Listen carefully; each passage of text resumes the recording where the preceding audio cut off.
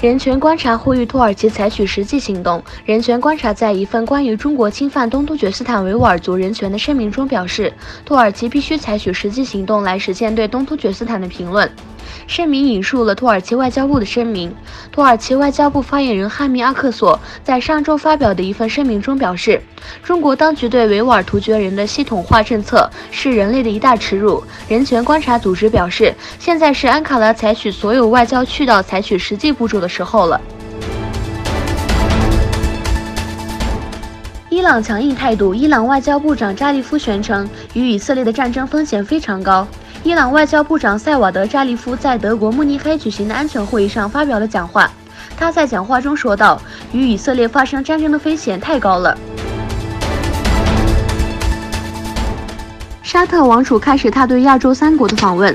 沙特王储开启巴印中亚洲三国之行。穆罕默德本·萨勒曼首先于周日下午抵达巴基斯坦，对该国进行访问。随后他将前往印度访问，然后他还将到中国访问。中国外交部表示，沙特阿拉伯王国王储兼副首相、国防大臣穆罕默德本·萨勒曼将于2月21日至22日访华。中国外交部发言人称，穆罕默德王储访问期间，习近平主席、韩正副总理将分别会见沙特王储，双方将签署一系列合作协议。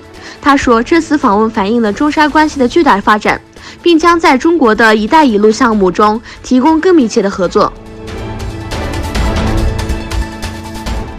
白俄罗斯总统表态与俄罗斯合并。白俄罗斯总统卢卡申科在连续和俄罗斯总统普京会谈3日后表示，他已准备好明天就和俄罗斯合并。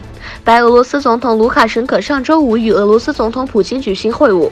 会晤后，邻国元首举行了简短的记者会。卢卡申科表示，他的国家已准备将国土与俄罗斯合并。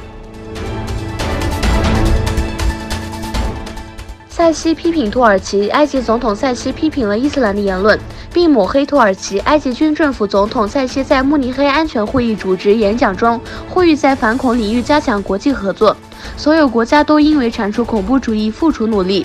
他呼吁对伊斯兰言论进行改革，并警告西方国家要加强对清真寺等伊斯兰活动场所的监控。